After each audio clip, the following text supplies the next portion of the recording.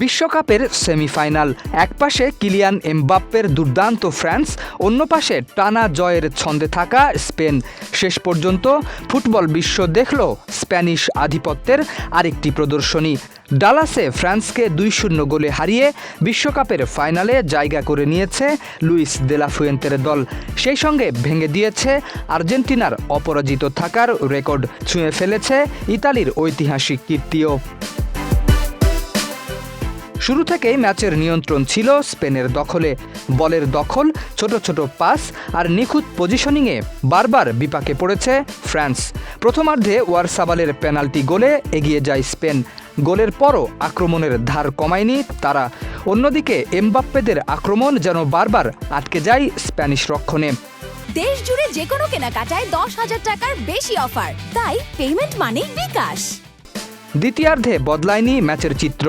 স্পেনের মিডফিল্ড ও ডিফেন্ড এমনভাবে ফরাসিদের ঘিরে ধরে যেন অ্যানাকোন্ডার শক্ত প্যাচ। মাঝমাঠে রদ্রি, ওলমো, কুকুরেয়া আর কুবার্সিদের চাপে নিজেদের স্বাভাবিক খেলাই খেলতে পারেনি ফ্রান্স। ৭৩তম মিনিটে পেদ্রো পেরোর গোল স্পেনের জয় প্রায় নিশ্চিত করে দেয়। ম্যাচ শেষে হতাশ এমবাপ্পেও স্বীকার করেছেন কৌশলগত লড়াইয়ে তারা পুরোপুরি পিছিয়ে ছিলেন।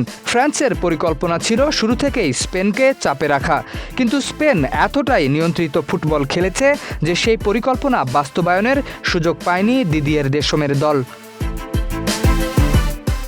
এই জয়ের মাধ্যমে স্পেন টানা ৩৭ ম্যাচ অপরাজিত থাকল।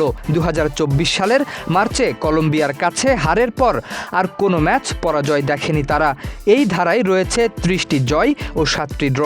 ফলে ইতালির ৩৭তম ম্যাচ অপরাজিত থাকার বিশ্ব রেকর্ডে ভাগ বসিয়েছে স্পেন এবং পেছনে ফেলেছে আর্জেন্টিনাকে। এখন স্পেনের সামনে আরও বড় ইতিহাস গড়ার সুযোগ। ফাইনালে জয় পেলেই ইতালির রেকর্ড এককভাবে নিজেদের করে নেবে দে লা ফুয়েন্তের শিষ্যরা। প্রতিপক্ষ আর্জেন্টিনা অথবা ইংল্যান্ড। আর পুরো ফুটবল বিশ্বের চোখ এখন সেই মহারণের দিকেই। শরীফ উদ্দিন, ইত্তেফাক নিউজ।